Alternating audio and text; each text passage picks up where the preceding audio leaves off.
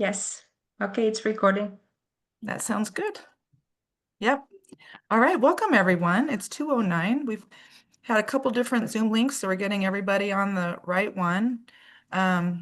This is our Indigent Defense Commission meeting on Thursday, June the 5th, 2025. It's 2:09 now. And I'm having to join in outside of my office and away from my home on my laptop. Katrina, can you hear the background noise and is it disruptive? Okay, there is background noise, but I'm good with it. So if you guys are not bothered, that should be okay. All right. So this is the very important meeting we have every year around this time, which is going over the applications for grants from various jurisdictions. And we all have assignments on which ones we were going to review. And Katrina, I didn't see an actual agenda, and I'm sorry, I probably missed that just because I've had so many meetings. But do we just start with staff kicking it off or is there, okay. Yeah, so, and is it Matt who wants to get going on that? All right, do we have Matt? Yep, we have Matt. So Matt, go ahead. Great. And actually, maybe before we start, Chair Kamalu, the first item on the agenda, since you're kind of flying blind there, was the minutes. So I don't know if we want to get that out of the way and then we can start on the presentation. We sure can. Which one is that one? The minutes from last commission meeting. So we just need those approved. Date? Do we have a date though, just so I can say it? Oh, April 17th, I believe. Awesome. All right. Well, for those who've had a chance to review those minutes, I'll take a motion when you're ready. 1 second. I'm looking to make sure Mr. Ross is in here. I found him in the other room. Yep, there he is. Okay, perfect. Anyone else we're expecting? Should I hop? Did you find Tyler Clancy? Yeah, he's here. Oh, great. Thank you so much, Soraya. Okay. So yeah, is there anyone who's ready to move approval or let us know if there's any little typos? So moved. All right. I think that was Tyler. Thank you. Would I'll second that. Oh, very good. Who was that? Wally. Wally, thank you. All right. I have a motion, a second. All in favor, please say aye. Aye. Aye. Terrific. Josh, thanks for doing such good minutes. All right, now we'll have Matt kick off the discussion for the grants. But I just want to say one thing that some in this group have more institutional knowledge than I have, but I have several years now. And I just wanted everyone, including newer commissioners, to know that that when we had a strategic planning session a few years ago now, the entire group and all the work with that strategic planning, which was substantial, it ended up where one of the things that we as a group prioritized and were unified on was where we have given funding, and we know that counties, especially and cities too, would be, we'd really rock the boat to give funding and take away funding. So it was determined that there would be a commitment to continue funding where there's already the core work being done and has been approved and is being utilized. So just in case some of you didn't realize that, that's the reason that having state funding be consistent over the years and hopefully even growing over time is such a big deal for everyone doing this work. So did I say that all right, Matt? Oh, that was wonderful. Thanks. Okay. Great introduction. And I will touch on that in a slide or two here. But thanks for everyone for your attendance today. We'll be reviewing the grant applications that we've received this year. And thanks for taking a look at those prior to today's meeting. That will lead to a really good discussion, I bet. So, oh, you know what, Matt? One more yes. thing. I can do this. I'm just going to go through who is actually in the meeting sure. for the minutes Yes. and for the tape. Let's do that. So I'm Lorene Kamalu, one of the appointed commissioners, and we have Matt Barraza, who's our executive director. Michael Drexel is a commissioner. Wally, what's your Bugden. last? Wally Bugden, Bugden. that's right, Wally Bugden, I knew that. We have Aaron McKnight, a commissioner, John Quorum, a commissioner, Josh Bouquet, staff, Margaret Lindsay, commissioner, Mary Corporon, commissioner, Paul Dodd, I believe you're a commissioner. And one of our newer ones, Senator Weiler.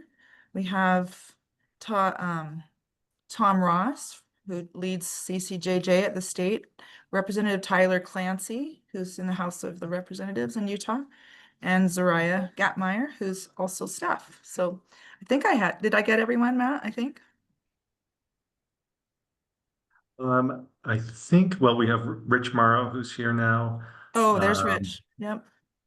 I don't know if you saw Mary Corporon's here as Yep, well. I said her. Okay. Good. Okay. Yeah, I think I covered everybody that's showing up in the program as Okay. being in Wonderful. right this minute. So yeah, thank you Great. for bearing with me as I caught that up. Okay. Okay, great. Before we start with the grants, I just wanted to highlight a couple of things that are going on throughout the state. As we saw last year, the counties are really stepping up with their funding for indigent defense, which is great to see. I think a lot of that, if not all of that, is having really strong managing defenders established in those systems so that they can work with their county leaders to really help them see and understand the importance of having a well-funded and well-resourced indigent defense system. And the county leaders are responding to that. So we saw in Davis County a 22% increase in their spending on the system side. Utah County not only survived the contract renewal there, but they ended up with a significant increase in funding. And Washington County, who has really been a little bit of lags behind a bit on their funding for indigent defense. They have finally increased some of the compensation rates there for their attorneys because they saw that it was lagging behind some of their neighbors. And so we're happy to see that, especially with our own state budget being flat over the past few years, that the counties are really stepping up. Before we dig into the applications themselves, I just wanted to review how these applications come to be. Throughout the year, IDC staff, oh, sorry, I've seen a hand from Michael Drexel. Go ahead. Thanks. Sorry, Please. Matt. Before No. we moved on from that, are those increases for this coming fiscal year? They all work on calendar years, so it's starting Oh, in yeah. Okay, so they're 2025. mid-calendar year. Yep. Gotcha. Okay. Is that something that the Indigent Defense Commission ought to send some letter to them about and say, hey, as a commission, we think this is a step in the right direction. Great work, and just recognize the effort that they've made? That's a fantastic idea. I think that is a really easy way to reinforce those increases and let them know that we're paying attention as well. So I love that. And let's make wonderful. sure we include the commissions, the commissioners of those counties, the ones that are counties. Yeah, Yeah, because they're absolutely. the ones who have to agree in addition to the staff. Mhm. Yeah. Thank you, Michael. Great idea. Well, I made an idea, but then I created work for somebody. Should I write a letter, or is that something staff wants to take on? I think it's interesting when I'm happy to sign. When people go to the effort of trying to balance out their budget and they go to the effort of putting more money in a place, I think it's just nice that they hear back, from those who care. Hey, much appreciated. Value the partnership. This is great. Fantastic idea. We'll definitely follow up on that. So with the application process, for those who are unfamiliar, throughout the year we collect data from the counties and take a look at that, and that helps us inform our recommendations that we make as they're getting their grant applications going. And we have collaborative meetings prior to them submitting those applications where we share this data that we've collected. Most of it is related to caseloads. You know, how are the caseloads doing? Are the caseloads increasing, decreasing? Where and in what areas of specialization could the system use more attorneys doing the work?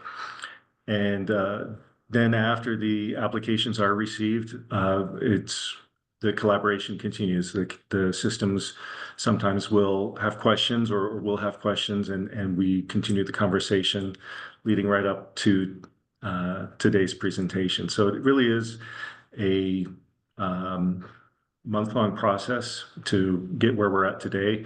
Want to thank the staff, Katrina, Leslie, Josh, Soraya, and Adam, for all of the hard work that they put in to get us to where we are as we review these applications.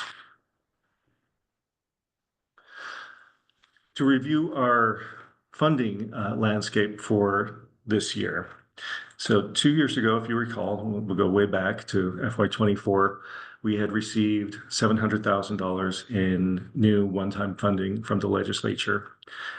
We were able to quickly get that out the door, get contracts in place, and get people doing the work that was necessary to help improve public defense throughout the state. Last year, unfortunately, that one-time funding was not renewed, but we were able to use some funds that we had in reserve to keep those grants in place and to maintain the status quo and that work that was being done. And fortunately, this year, this last legislative session, we had that 700 reinstated or renewed by the legislature. That was one-time funding, so we'll be back requesting that again, but that was just some of the financial realities of what we were dealing with the budget season this year. So with that being said, we because of that being flat, we have, as soon as the dust settled from the session, we let our partners know throughout the state, you know, this is the situation.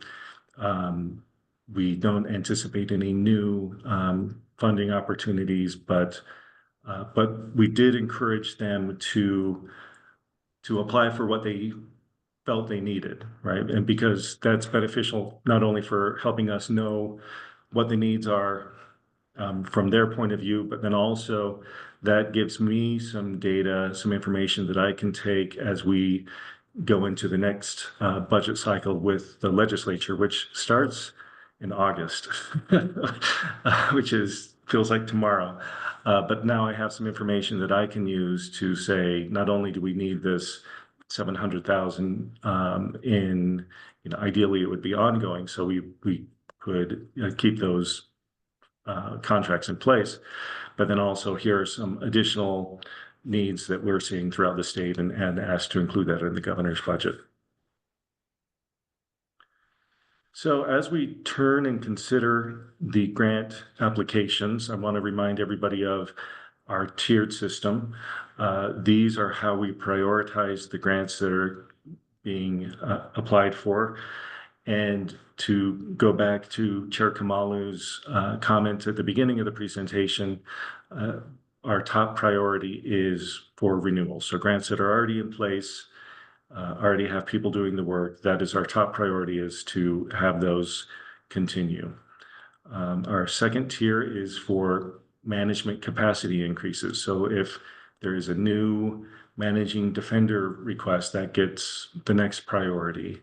And the reason for that is that if you have a good management in place, then you have somebody who can make sure that the work is being done well.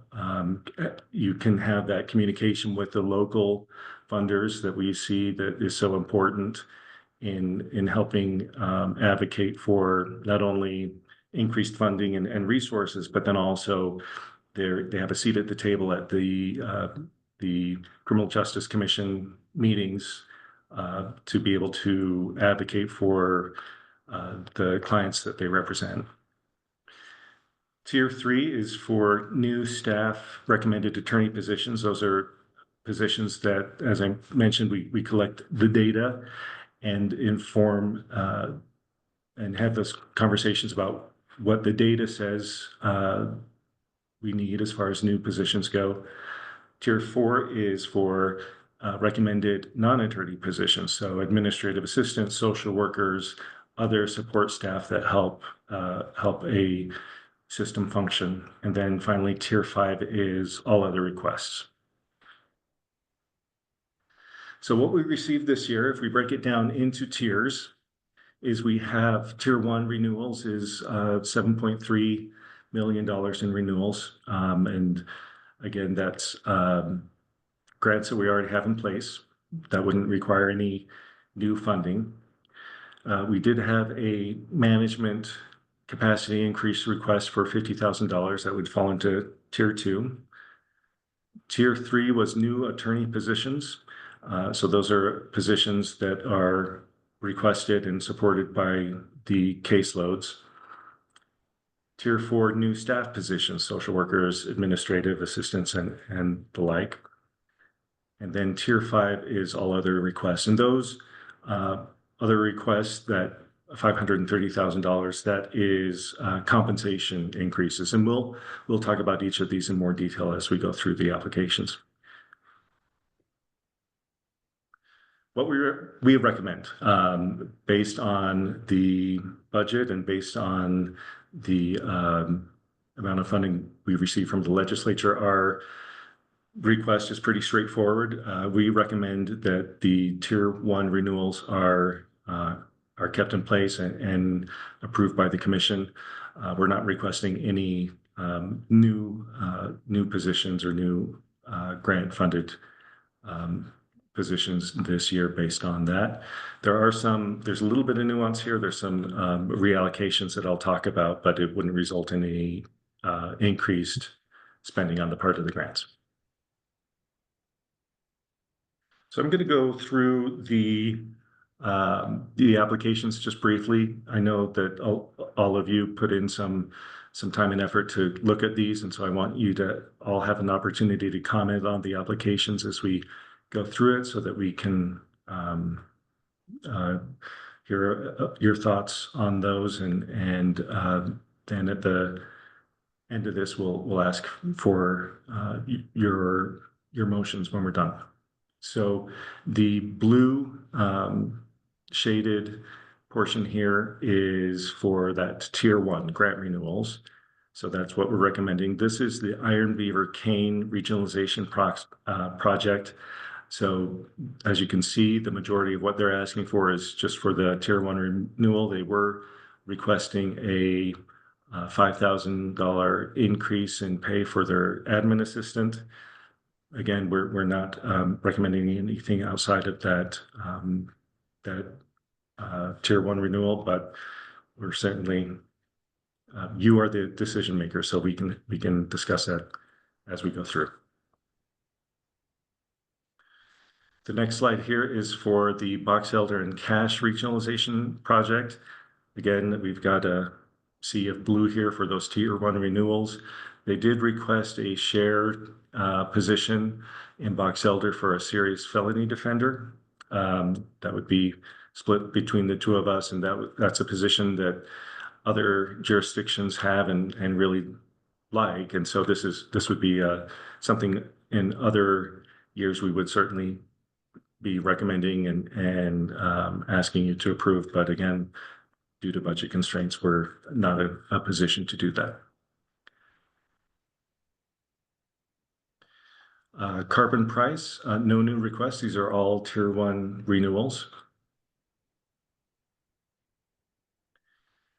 Davis County, and this is something that's similar to some other counties as well.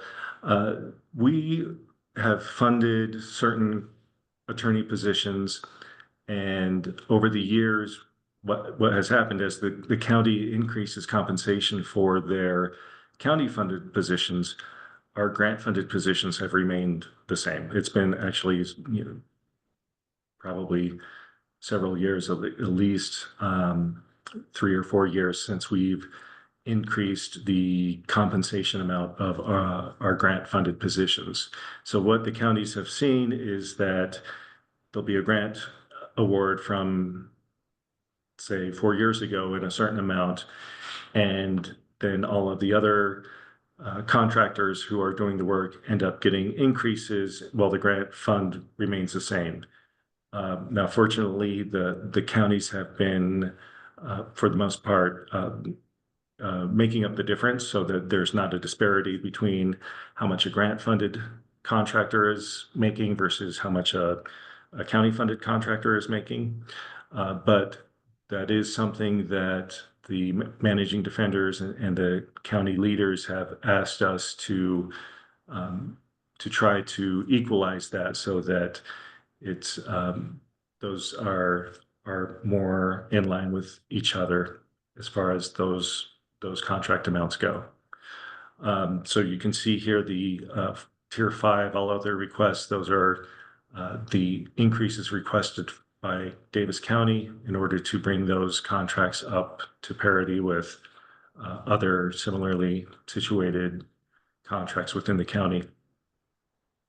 And this is one in particular that I'm hoping will be, well, these kind of requests, I think, will resonate with the governor and the legislature in the coming budget cycle, where I can take this and say, you know, these are state-funded positions that are falling behind. We really need some additional funding to keep those in line with what's going on with locally funded positions. These next two slides are the Outer County, formerly known as Outer County regionalization project. So Juab, Wasatch, Millard, and Nephi. They are not requesting any new funding.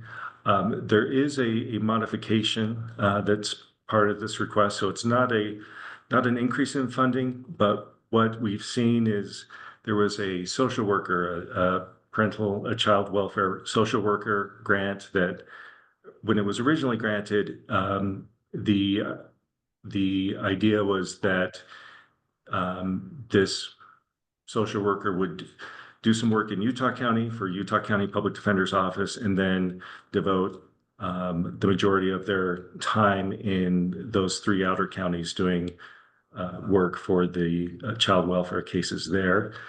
And so that was the idea going into it when it was a new grant. But then over the years, we've seen that the numbers just what the numbers really support as far as the number of cases, child welfare cases between Utah County and the outer counties there, is that about half of that social worker's time should be spent or ought to be spent in those three counties based on those numbers. And so there is a modification where it used to be that the entirety of that social worker's funding was split evenly amongst those three counties. The modification that, based on the numbers and based on discussions with Utah County Public Defender's Office, the grant would be slightly modified so that half of that social worker's time would be spent in Utah County. The other half of that person's time would be split amongst the three counties. So there's a modification there as far as how it would be allocated and shared amongst those systems, but it wouldn't be an increase or decrease in funding. Did I explain that? Can I Okay. speak to, yeah, can I Yes, speak please. to that one for a minute? So Sure. this position was the original child welfare social work position. And at that time, you know, it was really Nephi, Juab County was really one of the first grant partner with the IDC. And so it was written in there, but the management and everything was really understood that this would be hopefully the first step in some larger regionalization. But in the meantime, since between then and now, we've had San Pete come on and off of the region. We've had now Wasatch, and as it's morphed and Utah County's growth, that really the reallocation is, you know, what the work has reflected. So we are working hard to continue to strengthen and work in those outer counties. but the reality is too that Utah County use is substantial as well. And so simply reallocating the money between the 4 grants, and I, I think we consider ourselves still a, kind of a region as far as, management and other things. So it's no new money. It's simply a reflection of what the work has and is right now. Yeah. And we're grateful for it. Well, it took a lot of work and meetings to really collect the data and figure out where things were at. So thanks to Commissioner Lindsay and your team for engaging with us on that. Salt Lake County, you can see in the pink, those are the compensation increases that are similar to what Davis County was asking for. So grant funded positions where the county funded grants have received increased compensation, and the state funded grants have not kept up with that. So I'll be adding that to our request to the governor in August. There are 2 new positions that are requested from Salt Lake County. The first is an additional justice court attorney, and the second is a data analyst for Utah Juvenile Defender Association attorneys. With the state really urging Salt Lake City to step up their enforcement of certain laws. There's been a dramatic increase in justice court cases in Salt Lake City Justice Court. I was talking to one of the judges there who was just, and it's hitting all aspects of the system. The courts there, the judges are overworked, their staff is overworked, the prosecutors are overworked, the legal defenders are working day and night to stay on top of their cases. So they definitely could use some additional help and resources. I wish that if we did have that extra funding available, I would certainly be recommending this as part of that. Rich, I don't know if there's anything you want to add to that. Yeah, no, we have a 200% increase in our caseload in Salt Lake City Justice Court. It is really a combination of something called the Downtown Safety Initiative and the Mayor's Public Safety Plan. They're utilizing more jail beds for homeless people. And our data is showing that the vast majority of these increases are in cases like trespassing, camping, theft, homeless crimes. What we're doing in Salt Lake City is we are amplifying prosecutions against homeless people because in many ways they have kind of created a nuisance. We're trying to work collaboratively with a bunch of different agencies, including the police, to try to create some different narratives and some different alternatives. And our social services team, who are also working overtime on that effort, are really working very hard to create some different outcomes. We have a federal grant called Project Rio, where we're actually doing some on-the-ground case management with people. And we're actually taking a group of people identified by the police, and we're trying to connect them with services. And we're also trying to convince the Salt Lake City Police Department to pursue other alternatives like detox or the new receiving center. And we're actually having a little bit of success in hopefully changing that narrative. And, we try to work pretty closely with Chief Red about trying to find those alternatives. And he's certainly open to the idea. We haven't gotten that far down the road, but I would suggest it's a bit of a dire program or situation going on. Rich, if you could get Tyler and me some statistics on the increases, that's stuff we can go to our leadership with and say, hey, we gotta increase IDC funding, but we need the data. And when did the increases start? So I can tell you exactly, because I've got it started, it coincided with the letter from Speaker of the House, the President of the Senate, and the Governor to Mayor Mendenhall. So Okay. mid-December, it started December 17th. I can tell you when it started. Okay. Because we can see the data very clearly. The other thing, Senator, we would love to come present either to the IDC or to an interim. We're actually seeing some success with our RIO program, our case management program. We've linked up a number of people that the police, the so-called high utilizers, we've linked those up, and we're actually seeing a substantial decrease in the numbers of arrests that people are having because we're engaging them with either a FACT team or some other entity within the system. I mean, we've had a really good amount of luck, better than I thought, actually, collaboration. And so for us, it's actually been great, and we would love to present that data. We've given it to our Criminal Justice Advisory Council. We presented it to Chief Red, so he's aware of it. Okay. And presented it to Salt Lake City Council. So we're really excited. I'll talk to the law enforcement. I chair the Judiciary Committee, interim committee. I'll talk to the chairs of the law enforcement committee to see where that makes the most sense. It's probably law enforcement, but I'll follow up on that. And to Representative Clancy's question about ORG, we received some attorney funding during the ORG time, Representative, and that was ostensibly to deal with the issues involving ORG. You know, as Matt indicated, one of the problems we're having is, you know, we were able to get an increase in salaries, and so we had 4 attorney positions funded by the IDC. Because of the increase in salaries, inflation, et cetera, we really now only have 2 positions funded by the IDC. But that was initially why there was an allocation from the IDC, was to address the issues of ORG.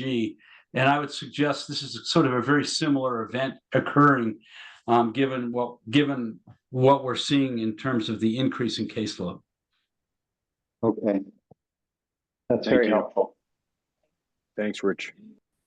Rich, can I ask you, can you go back to the Salt Lake slide?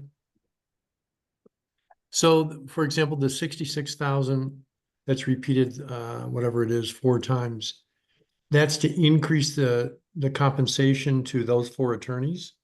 Correct. It's not to add attorneys. It pays a percentage of their salary. I mean, if we're looking at 4 positions, Wally, those salaries, frankly, are almost double that for the entry-level lawyers. So, and they don't include benefits either. And so, I mean, while certainly we are very grateful for any assistance we can get, that amount of money really just pays for one, like the first appearance court lawyer, that just pays for one lawyer now. And as does the high utilizer, just pays for one lawyer. So it really just funds 2 of our lawyers, which of course we're very appreciative of, don't get me wrong, but it, you know, given, you know, Wally, and I've had a lot of conversations in the last couple of weeks with the chief of police, with our county council, with both mayors, Mayor Mendenhall and Mayor Wilson. And really, you know, and I appreciate both Representative Clancy and Senator Weiler for being here. I mean, as much as anything, you know, this is in some ways, it's really a state issue for us. And so we understand that, and I think that, you know, we want to try to continue having conversations with our state partners who've also been good to us. And so, but it really is a state issue, because we, you know, what we see here, this is where all the treatment is. These are all the providers are. And so we gravitate a lot of people. We get a lot of people that come here from Utah County. We get a lot of people from Davis County. We get a lot of people from Weber County, and in part because of the success of the IDC in a social services program and a social worker program. They're doing a really good job at finding treatment and other sorts of things, but that just means they're shifting the burden back to Salt Lake. So a lot of times those folks get released, they stay here in Salt Lake County, and we're seeing a lot of that. So that really is in some ways a success story, but it, you know, resource-wise, it's a little bit under-resourced from that perspective. Well, I'm going to disagree with you there. I think all of the problem is Utah County, where Tyler lives, and none of the problem is Davis County, where I live. So me and Lorraine, I think Lorraine will agree with me on this. I'm outnumbered here. Can I just say one other thing? That letter, I mean, we're a part-time legislature, so I'm not going to fault our leadership too much, but I learned about that letter from the media. And, I chair the Judiciary, Law Enforcement, and, Standing Committee. So I would have loved a heads up, but I'm glad that people took it seriously. And I think it was a serious threat, but I just wanted you guys to know I learned about that from the media. Is that the same for you, Tyler, if you don't mind commenting? Yeah, I had some inklings that there was going to be some sort of, peace deal or war declaration, but nothing solid. Okay. All right. Thanks. And this is fantastic discussion. Rich, I've followed this challenge in our state. I do believe it is statewide, and I do believe a lot has landed on Salt Lake City and Salt Lake County. Slowly, some things are changing a little bit. I followed it since before I was a commissioner. Like I said, Davis County had the first receiving center. As you all are using that receiving center, that's going to make a big difference for you. And there's not an emergency shelter in Davis County, but there is, and one of the very best, Davis Behavioral Health, the Authority for Behavioral Health, and does incredible work. And so anyway, just getting upstream is important for the entire Wasatch Front and beyond. The rural counties have their own version. So not to take it all the way into that, but I do think some of these things you mentioned can hopefully help. Great discussion. Thanks, everybody. I'm curious too to get hearing about 1,000 misdemeanor cases per attorney or over 1,000 cases. Makes me think back to my days as a misdemeanor attorney in Salt Lake City Justice Court, and be curious to go back and look at my caseload just to have a comparison there, because back then it seemed, barely manageable just to get through a day. So I certainly sympathize with what they're going through. I think it's overwhelming, and I'm really glad that we have our two legislators in this call. Yeah. Rich, can I just ask real quick one more follow-up? What percentage of these homeless people show up for their court hearings? That is a great question. Now, I can tell you, we're seeing our data is showing that where we engage them with a separate team of our Project Rio, which are caseworker people. They're also certified peer support specialists.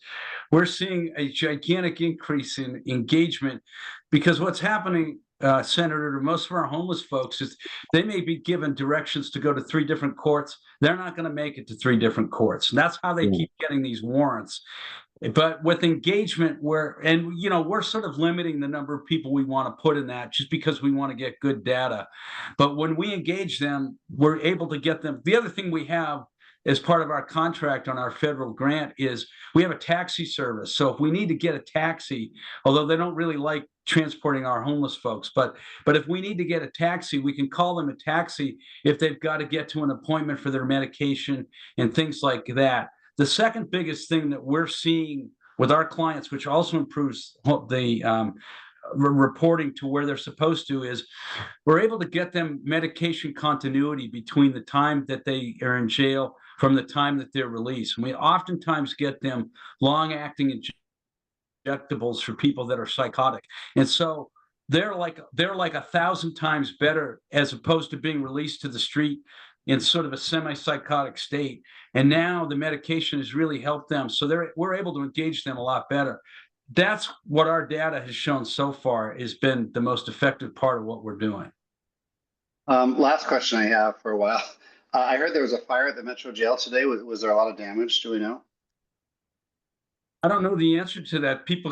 I keep getting text messages from people like, I don't know. I mean, my social services team was at the jail, not when the fire, but indicated there were a bunch of fire trucks and police cars there. So that's about all I know. I heard they evacuated 200 inmates, but I'm assuming that was a precaution.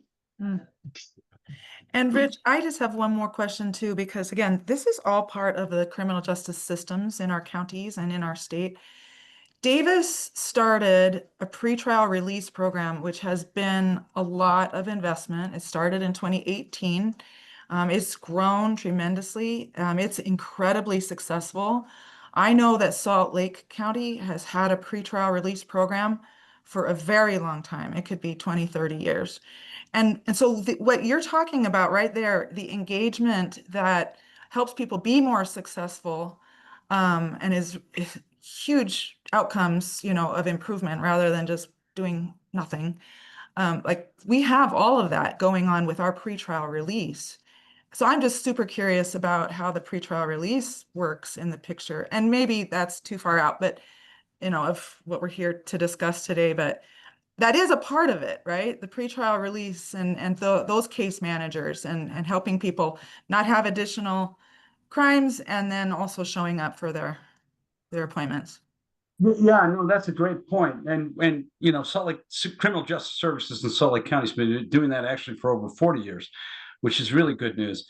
We actually engage with them quite a bit now in terms of connecting with clients, because if they're on pretrial release and they're also on our Project Rio team, which is our social services team, we try to engage with we try to engage with pretrial so that we can make sure that we coordinate text messages for court dates, times, places, locations, ways to get to court if they need to get to court. And then the other thing our caseworkers do is they can coordinate directly with the lawyer to give them an update about notices and things that we've given to our clients. So we actually have a more collaborative approach as a result of getting that grant, which has been helpful to our clients. Yeah, that is helpful. Thank you. I think that's relevant.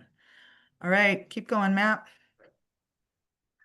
Moving back to the grants, we have next the Severe Wayne St. Pete project. As you can see, no new requests there, except there were some requests from St. Pete for some compensation increases. Tooele did have a new grant request for some additional funding to have counsel at first appearance, but they didn't specify exactly how much they were requesting. Again, something we would very much be behind and be supportive of if we had additional funding to do that. Uinta County doesn't have any new requests. Utah County does not have any new requests. Washington County had a couple of requests, some compensation increases, as well as a half-time social worker request.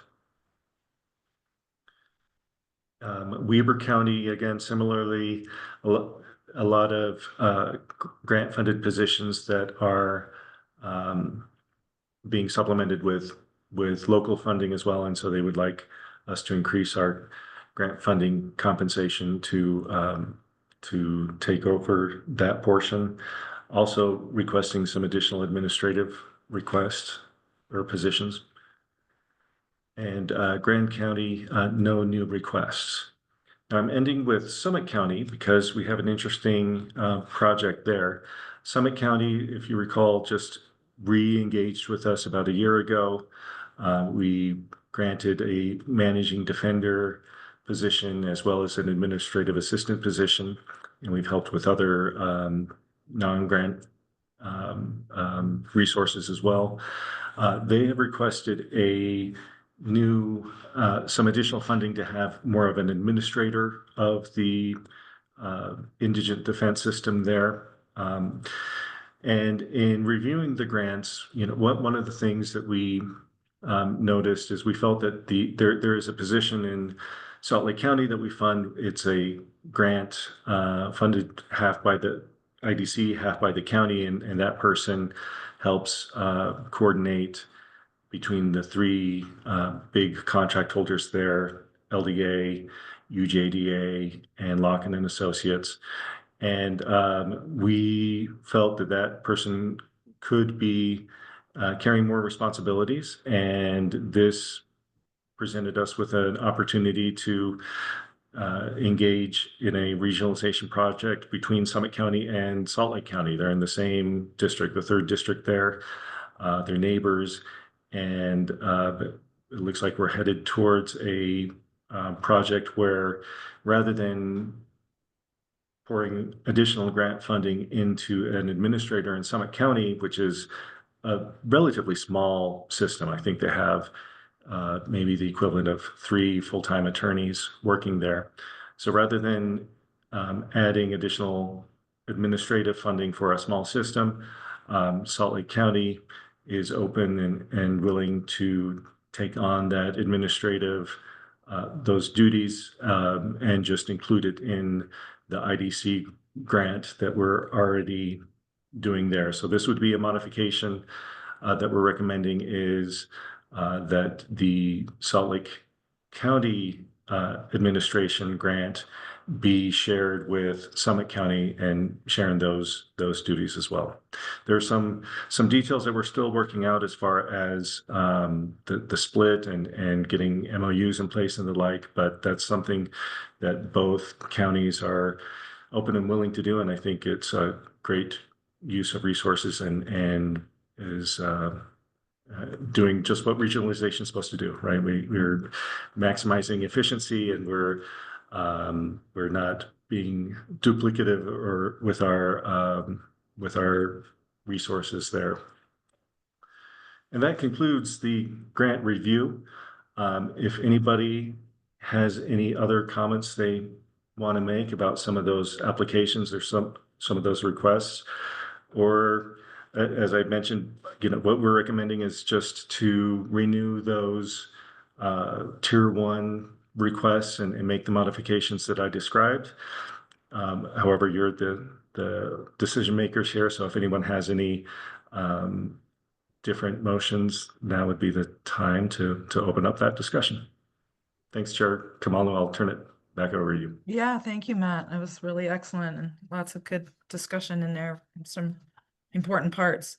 So for all of you, if you think about something you want clarified, I just have one that I need clarified, and that is, I think you said that, everyone recognizes, and this whole group recognizes that, wages need to keep up with with increases each year, because otherwise it's not competitive. But I think you said that we're not doing that part, right? Because we don't have any more funding. Yeah, I see you nodding your head. Okay, I wanted to make sure I understood that correctly. Yeah, we know that's a challenge. We've already had discussions about that for some of you who are new. And until we get more funding from the state, it looks like there's not a great way to do it. But it's a big problem, I will say. Any other questions from commissioners who need to vote? Hey, Chair, this is Tom. From everything I'm hearing and what I'm seeing here, it sounds like we just don't have money to do anything, any increases. So it's a simple, we want to maintain what we've already built and keep that going. It would be very difficult to pull funding back from somebody that's using it to give it to somebody else. That's a tough argument. I remember years ago, a longtime city manager, Bountiful, very financial focused, was saying the hardest budget you'll ever have is the budget that has money. The least amount of money is the easiest budget you'll ever have, and people will not like it, but they'll fight less, they'll understand it. When I was doing my reviews, I had no idea for sure of the overall picture we were in. I knew that money, just from the allocation part of it, that there likely wasn't other funding than we'll be lucky if we can maintain, but I didn't know if there were other funds that were still carrying over from, maybe a previous allotment or something, but it sounds like that's where we're at, is we either maintain or we take from somebody to give to somebody else. Yeah, great question and comment. I think what we used last year, since we did not get the 700,000 last year, was the non-lapsing. Am I right on that, Matt? That's correct. And we will end up with this fiscal year that's coming to a close. We should end up with a small amount of non-lapsing. It's about $200,000 to $300,000 when everything is said and done, but that is not enough to do much with. And there's always unforeseen expenses going forward. So I would not be comfortable with dipping into that. Yeah, thanks for a good answer. Michael Drexel, I see your hand, and then Michael Zimmerman, I'll come to you. Thanks. I appreciate the clarification. So if we did anything other than renew the grants, we have to find it by cutting somewhere else. So that's a problem. The one concern I have, and I think I may have raised this last year, how long do you think the appropriations that we already have can be used to fund the same positions without the IDC maybe starting to get questions from the legislature, like, so we're just permanently funding X number of positions, and that's the beginning, middle, and end of how the IDC can help build out kind of this defense structure. I think we've done tremendous things, particularly the office, Matt, you as director, and Joanna before you, but at the end of the day, is that going to be satisfactory for the people who are funding our budget and then passing it along through grants that we just are permanently funding particular positions, and maybe that's it? Well, and no, that's a fantastic question and an important one. And when we were facing that budget shortfall last fiscal year, we did a top to bottom review to look and see, all right, is there anything that is not being utilized as it should be? Is there anything that we can cut now to deal with this shortfall? We did cut a few funds here and there. I think we ended up finding about $100,000 that we were able to cut back on, but we did a pretty comprehensive staff review on that, and we did that again this year going into the funds, because this 700 that we got renewed, that was a fight. That was not easy to come by, and I don't anticipate that this coming year is going to be any different, right? And so that is something that we've taken seriously, and I think that should the legislature want to ask that question, I think we're on really solid ground. Thanks, Matt. And thanks to you and your team for all the work you did to organize all this and all the meetings that you had. I watched the ones that were in my materials, and I just appreciate the professionalism and the relationships that you all have clearly built and the expertise you have. So thank you for that. Yeah, that's a great compliment. I've noticed it as well. Michael Zimmerman, your picture popped up. Were you gonna have something? And then I'll go to you, Margaret. I don't really have anything. I mean, I looked at the ones I was assigned. Everybody's requests were basically static, and I assumed that without new money, we would be doing what Tom was suggesting. We might have to cut someplace and give to somebody else, and that seems to me to be just moving around pieces on the chessboard without making any substantial forward progress.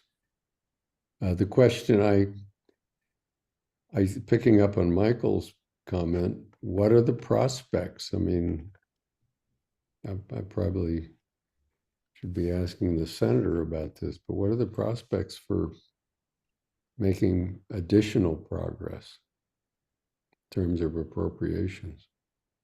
I've been really bad at predicting the future, but I think a lot of it depends on what kind of budget year we're looking at, and just the temperament of the legislature. So I had to kind of pull out all the stops to get the funding we got last year. We got zero funding, I think, the year before. So I don't know.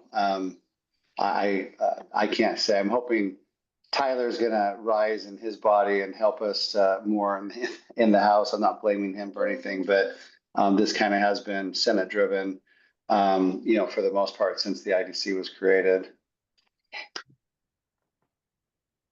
Hey, Chair, this is Tom, and I know Margaret is. Yeah, go ahead. But just on this topic, I did have a chair and on a EOCJ side, not there now.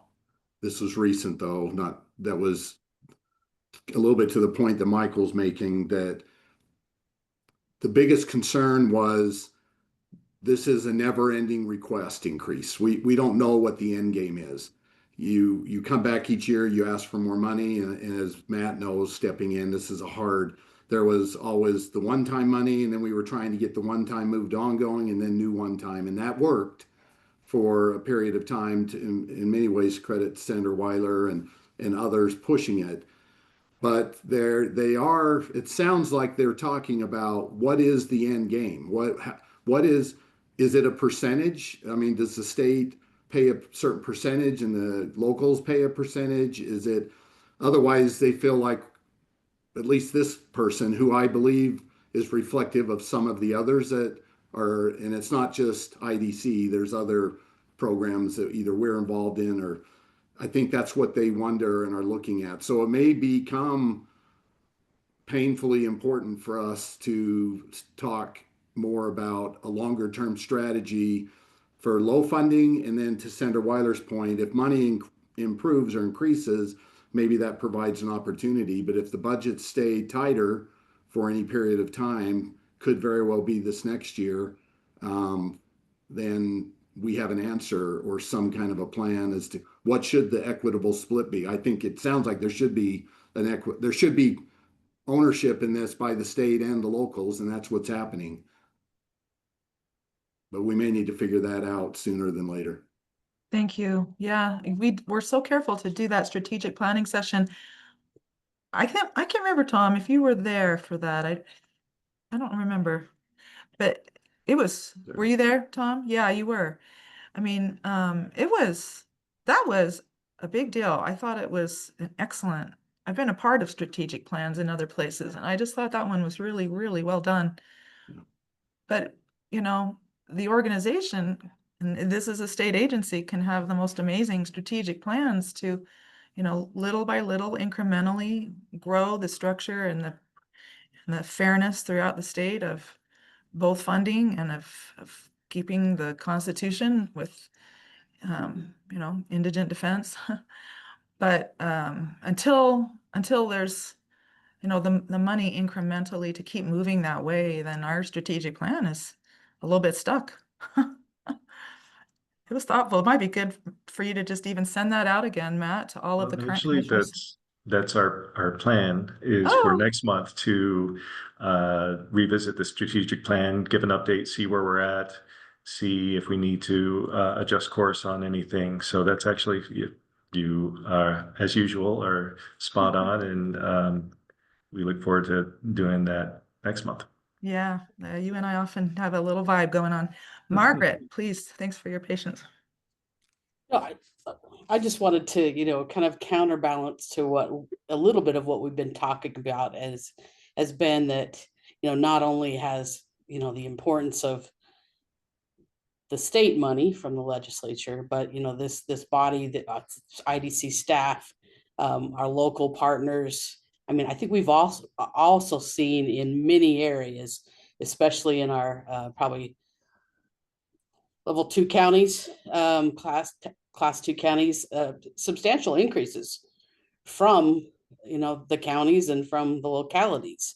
So I think has also been really rewarding to see. Obviously, we have a long way to go, but I think it's been tremendous. And, you know, as one who works, you know, we're all in growth counties essentially, and to see that partnership, you know, working, I think is tremendous, and hopefully it will continue long into the future and even a greater, you know, more solidified way.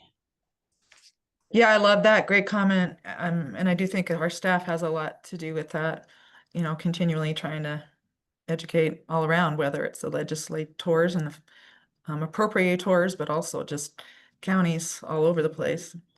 Cities seems like a wishful dream at this point, but at least, you know, I think we're making progress. And so that's great that the law was passed and this agency was formed. Yeah, very good point. Okay, anyone else with any little question or thought before we vote? Senator Weiler, you have something? No, I'm sorry. Well, let me just say this. I was first assigned to an indigent defense project after my first session. So this was April of 2012. And Michael Wattis was the president, and he assigned me to serve on this Sixth Amendment study group that was kind of led by the bar. Anyway, and he said, I suspect that this is just going to end up in asking for a lot of state money for public defenders, and I'm not in favor of that one bit. So he was right. Fortunately, he retired at the end of that year, and Wayne Niederhauser was a lot more amenable to the needs of the IDC. But when by the time we ran the legislation, but in any event, I do think that attitude. I just want to let people know that attitude was there even before the IDC started. So. Wow. Yeah. Interesting. All right. Well, if no one else, I don't see any other hands and I don't see anything else in the chat. I think Matt put it up so we could be prepared to vote. I just want to say Margaret or Mary Corporon we knew she had to leave, so she's not on. And I think Adam, because you have the thing that says Indigent Defense Commission, I missed saying that you are with us today, but we're always grateful to have you. So I guess I'm probably ready to take a motion if someone's ready to give one.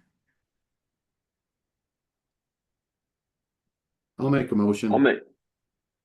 What's your motion, Tom? And then I'll see if I second it. You're already on the screen. I was just gonna make a motion that we continue to fund the tier 1 funding is already in place for the previous year. And I don't know, Matt, if we need to say if there's adjustments that if you're just able to do that on small adjustments on your own, or do we need to say something in a motion?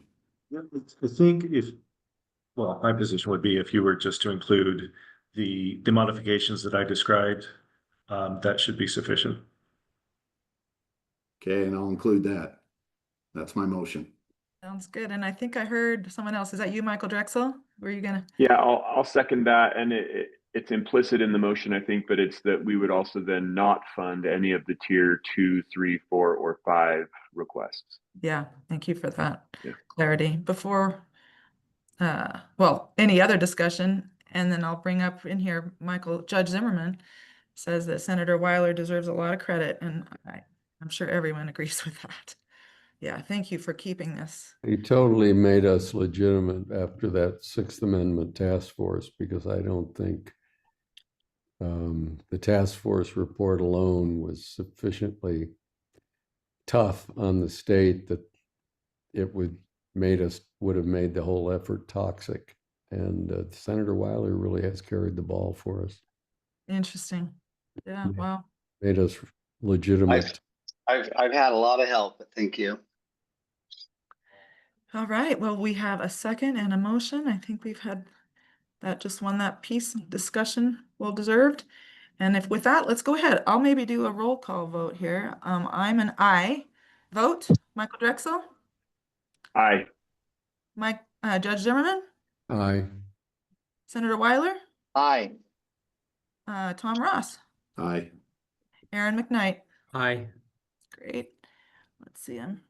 Gets a little funny when it switches people around. Let's see. Margaret Lindsay? Aye. Thank you.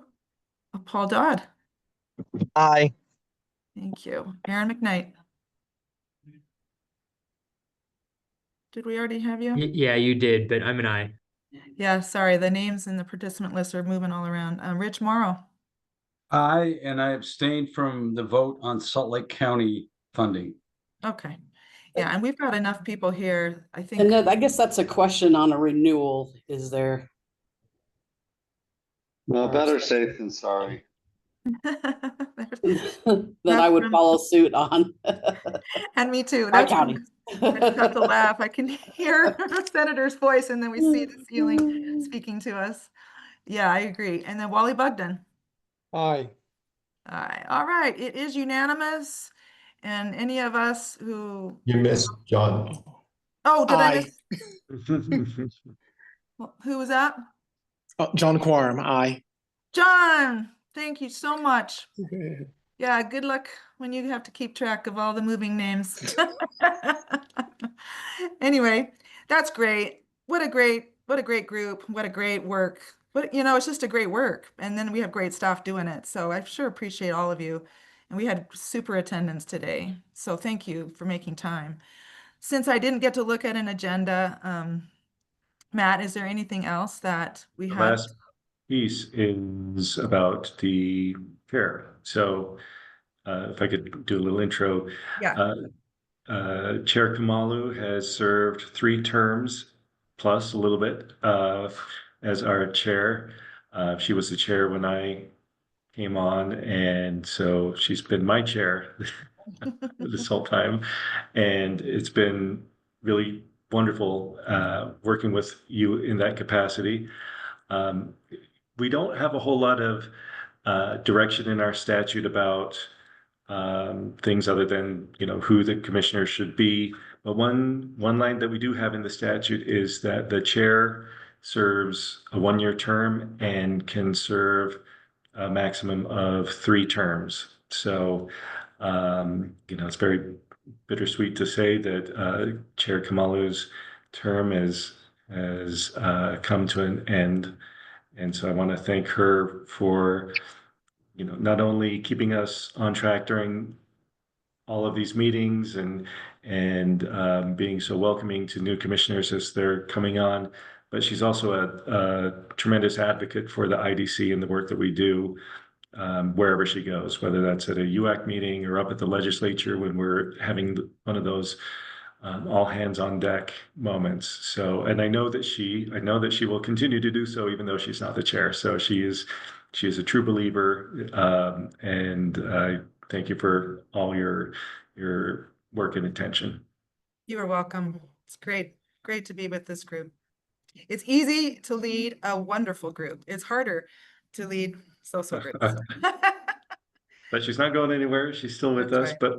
But we do have a new nominee for chair. We've asked John Quorum to take over for Chair Kamalu. For those who don't know John, he was Utah County Public Defender for many years and just knows the issues in and out.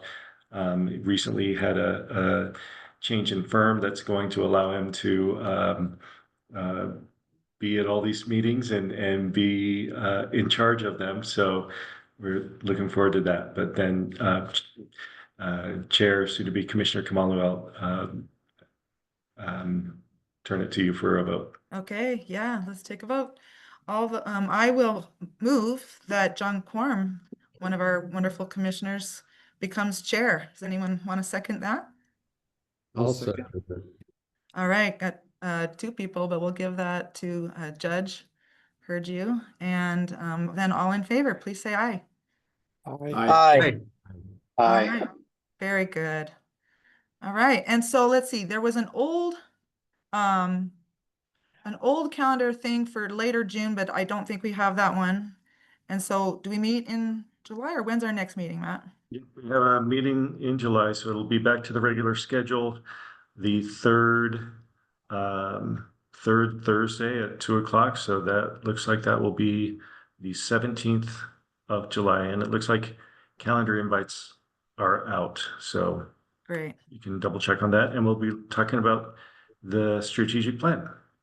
Terrific. Yeah, that'll be a wonderful discussion. All right. Again, thanks everyone. Good meeting. Have a Thank wonderful you. day. See you soon. Thank you. Bye. Here, Bye-bye. everyone.